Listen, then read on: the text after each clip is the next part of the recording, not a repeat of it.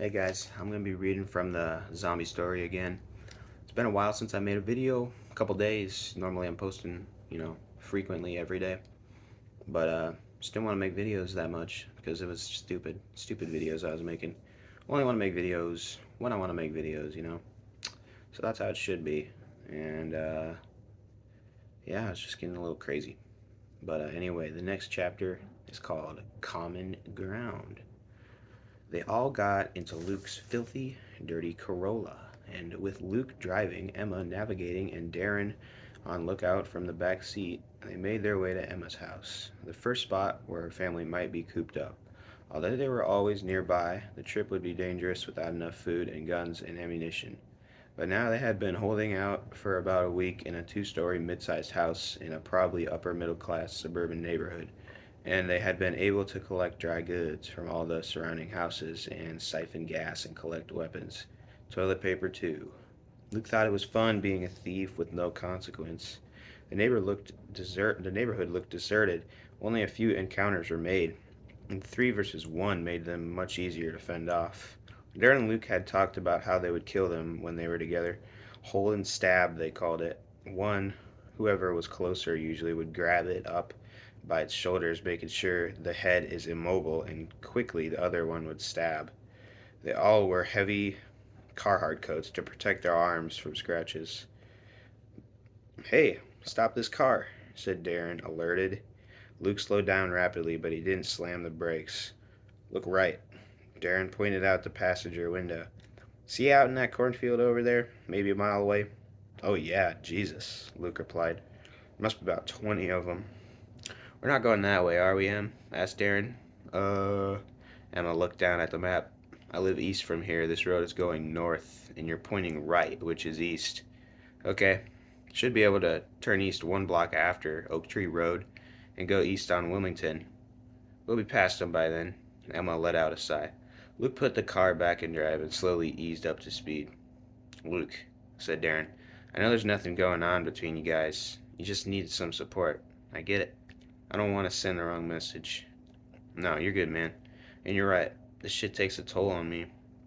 You and Emma are all I got. He looked at Emma, who was studying the map. Was that an apology? She asked mockingly, ironically. I don't see why you guys still want to act all tough when there's only 2 other people around. No better time than now not to be a pussy, Darren put simply. Whatever.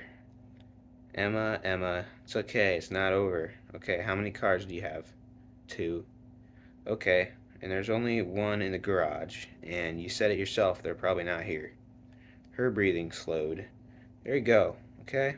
Just think, where else might they be?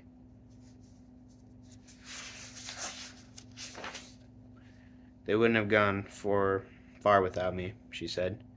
My dad has keys he keeps to his office. She looked up at Luke, who knelt beside her. Where does he usually keep those? By that door, out to the garage. She got up nimbly, skipped towards the door. They're gone, she exclaimed. Hey, Darren, started Luke. Darren was downstairs. We're leaving. And most independent days of his life. It was pitch dark outside. No one would have seen them. They couldn't see anyone. The world was quiet, and Luke felt like his soul could. Whoa. Luke felt his soul as infinite as the night sky. They were coming from post-prom. Luke turned off in a random direction. Where are we going? I always wanted to go this way when it's dark out. Why? Emma actually sounded a bit scared. Don't worry, I'm not kidnapping you, chuckled Luke. Okay, so then what's so good about this place? I think we'll be able to see the stars good, Emma paused. I've only seen them in the city. Me too. The two drove off silently down that country road. Farmhouses spread out alongside the road, long stretches of hilly plains, and a naturally curvy and winding road. Luke looked at Emma. What do you think? You up for it? Yeah, kinda.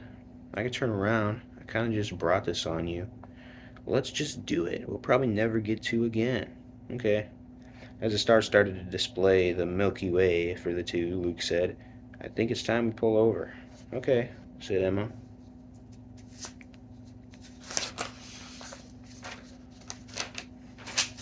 They got out and made for the bed of Luke's pickup.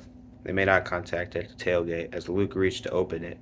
They looked at each other for a long time without smiling. Luke tucked her hair behind her ear. He smiled faintly. He took her hand and helped her up into the bed. They lay down, hand in hand. Light years away, Luke started. I sometimes wonder if any of it's even real, said Emma. It is beautiful, said Luke. The stars made that line in the sky known as the Milky Way, along with the brown celestial cloud. Then they faded and spread out into the night sky, listless stars as horizons were approached. But they're always here, and they'll still be here after we die, responded Luke. They are beautiful. That's all that matters. We'll be part of them someday. Let's just have right now. Emma turned on her side and smiled at Luke. Luke wrapped his leg around hers. He pulled her closer and they kissed. For a long time and passionately, but Luke didn't feel completely safe there in the night. He didn't say anything, and he repressed it, but it felt like there could be something lurking in the dark, and it felt like it would tear them apart from each other in an instant. Emma looked out the window quietly with a focus on her face. Luke glanced at her through the rear window. Left next one, Emma said nonchalantly. Luke knew it would be best to stay quiet right now. The building was a small, one-story office space. Luke put the car in park and looked back at Emma. Ready? She gave a nod and opened the door and got out. Luke and Darren followed. She tried 2 of the 5 keys until she got it right on the 3rd one, and she unlocked the door. Not yet, cautioned Darren. Darren, what does that say? Reaching out for her hand, trying to open the door. It was a glass door. Darren peered inside. Looks clear. He banged on the wall next to the door. No one came, nothing stirred. Me first, said Darren. Keys. Emma gave him the keys. He slowly opened it and screeched. He slowly opened it.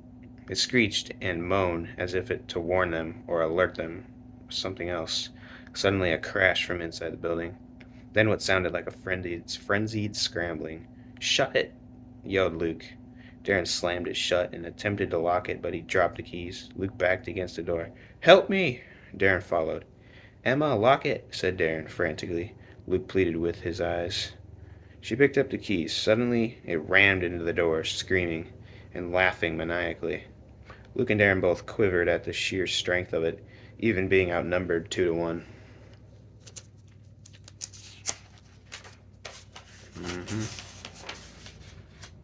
Darren looked at Luke with an amused, surprised look on his face, like he was a kid watching monster trucks. Luke didn't respond. His face was blank. He turned around and made for home. So yeah, when I was writing this, I didn't write it in a chronological order. I just wrote a bunch of different shit. So it's all freaking messy and weird. So that'll do it for now.